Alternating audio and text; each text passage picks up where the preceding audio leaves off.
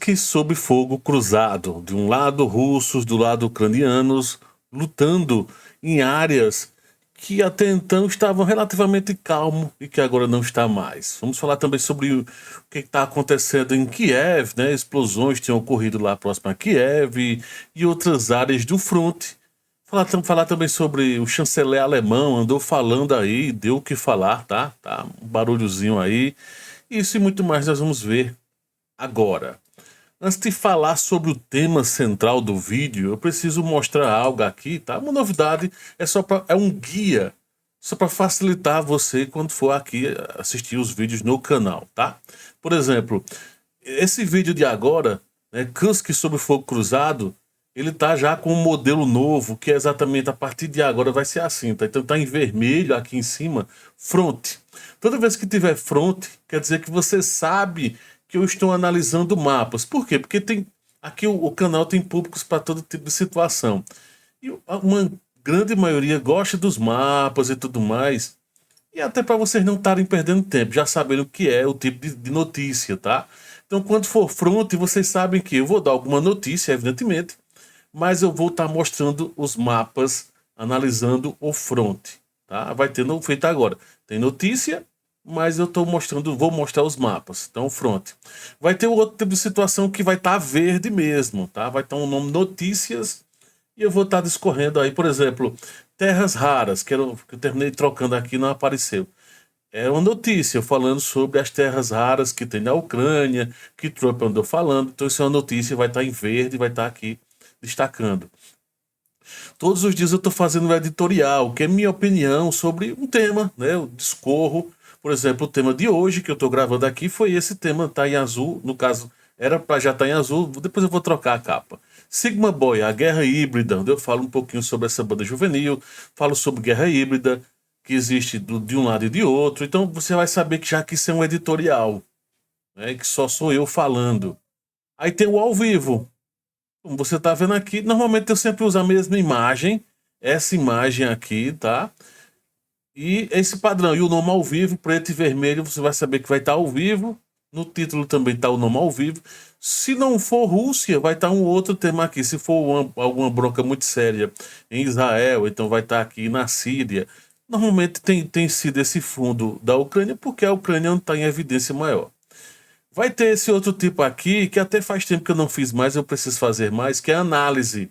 É quando eu pego o comentário de um inscrito do canal, alguém do canal pediu alguma informação extra ou tudo mais, e eu estou analisando essa informação, essa pergunta, tá? Nunca mais eu fiz, eu preciso fazer. E aí normalmente vai vir com o nome preto e amarelo assim, minha foto, tá?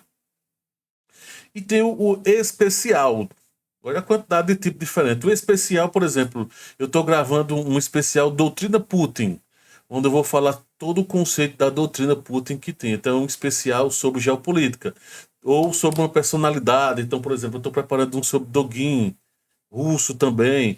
Tem um outro que eu vou falar sobre os estreitos, a importância dos estreitos, e assim vai, tá? Então vai ter um nome especial em cima, você vai saber já do que se trata, tá? É só uma forma de organizar o conteúdo, você quando bater o olho na capa, né, na thumb, você já saber do que se trata. Dito isto, vamos agora para as notícias, né, falando sobre Kursk, sobre fogo cruzado. Já abri aqui.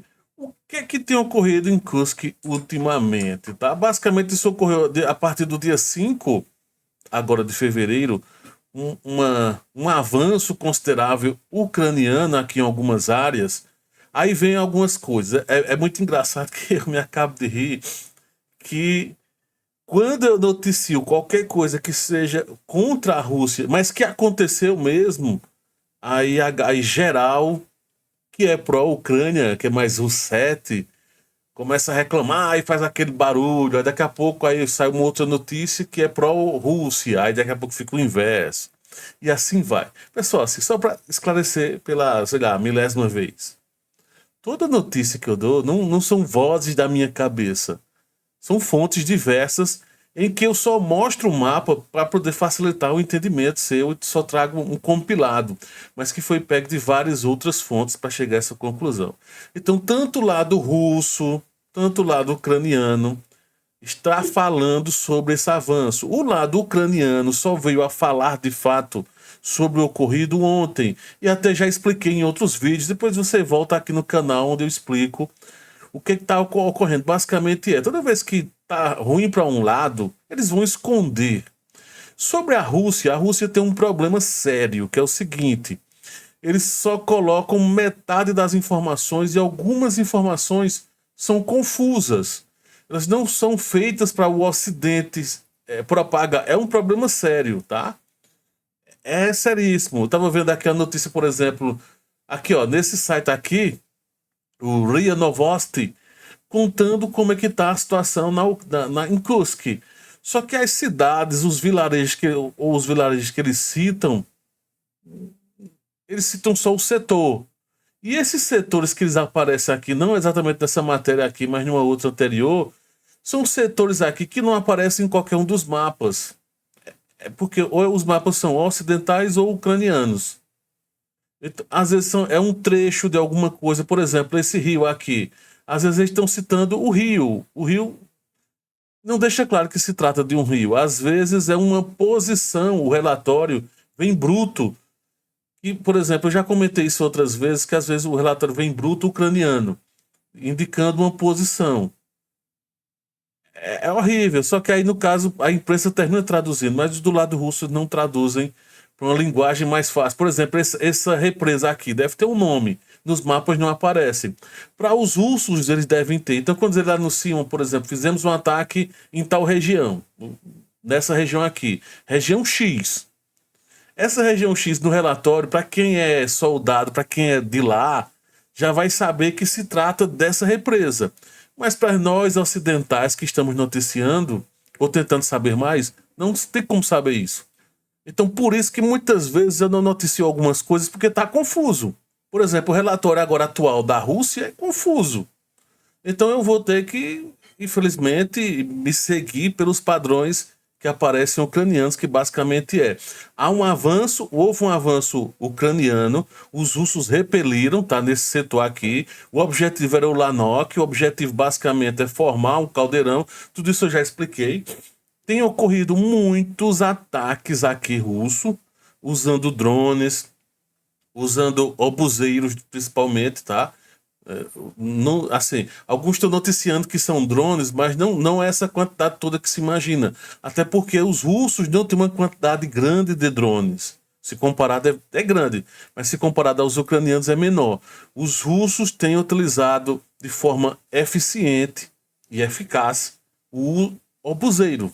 Tá? Então, só para deixar claro, então do lado russo, tanto MLRS, também é comum ser utilizado aqui nessa região, o BM-21, o BM-27 e outros tipos que tem, né? Tem até a versão TOS 1A. Enfim, e em termos de artilharia, tem o D-30, enfim, tem aquilo que eu falo, tem várias variações que os russos utilizam e estão fazendo um trabalho forte de repelir os soldados ucranianos aqui. A Ucrânia só foi divulgar alguma coisa oficial ontem à noite, já hoje pela manhã, na realidade, provavelmente aqui no Brasil, e assim, e de forma confusa, dar-se a entender pelos relatórios russos, a imprensa russa dá-se a entender então que houve um recuo, tá? Aqui nesse mapa do Live Map mostra esse avanço nesse sentido, e dá a entender nos relatórios que eles tiveram que recuar a sua posição, tá? Recuaram aqui próximo a essa represa e próximo a uma região de florestas. Sai uma notícia recente que os soldados tinham vindo para uma floresta e dava a entender que era essa daqui. Então, lá no dia 5, o primeiro ataque, os soldados vieram para cá, muitos morreram aqui, mas recuaram e foram para o rio e para esse outro agrupamento de árvores. Então, tem muitos soldados ucranianos aqui e nessa represa aqui, tá? Lembrando que antes estavam aqui e fizeram esse movimento. É mais ou menos isso que tem ocorrido. Ah, Pablo, como é que tá o avanço? Em que situação? Recuaram mais? Quantos morreram? Aí tem um monte de divergência. Eu sempre divulgo, eu sempre aviso que não divulgo baixas, porque é muito nada a ver as informações que chegam, tá? é totalmente desencontrada. Além disso, tá? Teve bombardeio relativamente próximo aqui, visando, evidentemente, um suprimento. Então, os russos fizeram um ataque algumas horas atrás, visando exatamente essa região de Basífica, para. É um entreposto rumo a Sudza, tá? Bem próximo, não é tão longe assim de Sudza, em termos de distância, ó, da entrada dada em 10 quilômetros, tá? Desse retorno aqui, 10 quilômetros praticamente, tá? Ou seja, os russos estão travando essa região aqui que é lado ucraniano, e perceba que mais uma vez a Rússia tem evitado fazer bombardeio em Sudza mesmo, tá? Termina sendo uma desvantagem porque tem civis aqui, tá? Civis russos. E tem toda a problemática que foi vastamente noticiada, que os ucranianos cometendo alguns crimes de guerra aqui, umas atrocidades meio complicadas, tá? Então, são essas informações. O que mais que tivemos? Tivemos mais para cá também, tá? Também ao norte de Sumi, ó. Sumi tá aqui, que é a cidade principal, que está abastecendo os soldados. Então, os russos têm feito esse ataque, visando exatamente entrepostos diferentes que os ucranianos estão tentando avançar. Mas, ó, essa é a estrada principal, de certa forma, que os... Ó, a estrada faz mais ou menos esse movimento aqui, ó. Fazer bem por cima, só para... Esse é mais ou menos o movimento aqui, ó, tá? Sumi. E aí o que tem ocorrido? Então, tem bombardeios nessa região de logística, para travar a logística ucraniana, tá? Teve embates em todo esse outro setor, muito forte, mas ao norte também tem ocorrido, certo? Certos ataques. O que mais que nós temos para falar sobre o fronte de uma forma geral? Esse vídeo vai ficar de boa, tamanho legal. Tem aqui, ó, toda essa região de Kupiansk, próximo a Kupiansk, tá? Até aqui, nessa região mais alagada, teve bombardeios também, teve presença de bombardeio, que também é visando, evidentemente, esses bombardeios específicos aqui são para ajudar o fronte, tá? Especificamente esse é para ajudar o fronte. Aquele lá próximo a Sumi tem a ver com mais logística, tá? Eu sempre tento diferenciar aqui. Pelos informes dá para mais ou menos imaginarmos isso, tá? Teve problemas aqui em Sloviansk, falta de energia, blackout, né? Teve uns bombardeios recentes russos aqui, que dá até para ver ainda na imagem, no report. Quase 24 horas atrás teve esse bombardeio russo, e essa região de Sloviansk, Kramatorsk, teve...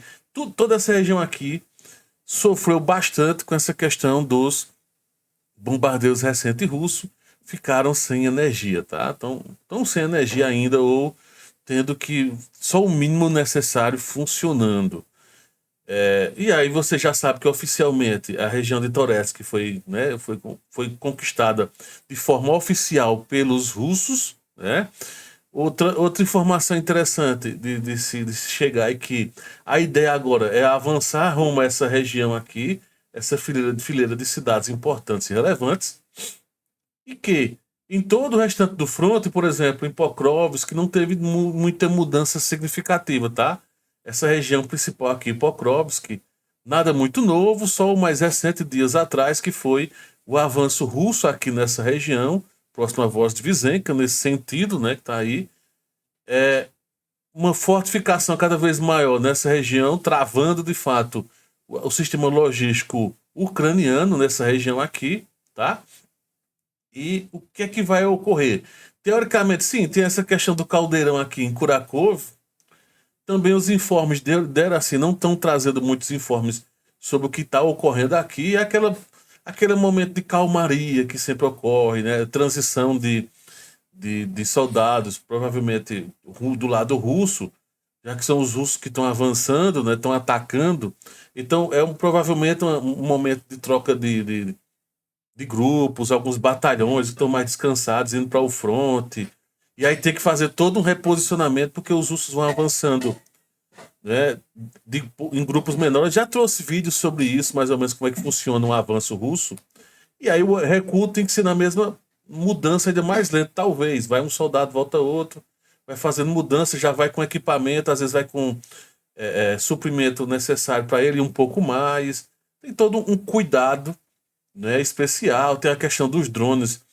Normalmente esse tipo de troca está ocorrendo em momentos de mais neblina, tá? Atrapalha por um sentido, ajuda por outro. Eu estava vendo, inclusive, uma coisa bem interessante, o seguinte, do lado russo. Uma reportagem, os russos comentando de como deve se portar com drones, tá? Uma das grandes questões como deve se portar com o drone é não olhar para cima. Toda vez que tiver drone, é baixar a cabeça, mudar um pouquinho de posição, porque não só a questão térmica, né? Tanto algumas câmeras térmicas vão detectar o rosto, como a maioria desses softwares que usam para detectar rosto mesmo. Então ele consegue enquadrar, acha o alvo e atinge. E aí quando o cara lá tá parado, misturado com o mato, com a lama, alguma coisa do tipo, abaixado, em uma posição um pouco mais diferenciada, é um pouquinho mais difícil de ser detectado, não é que é impossível, é que é mais difícil. Tem uma série de pequenas outras informações, mas achei interessante essa do porquê realmente não olhar, ou então quando já não tem mais o que fazer, né, tem imagens mais fortes, tanto de um lado como do outro, né, soltando uma bomba e atingindo o alvo, enfim.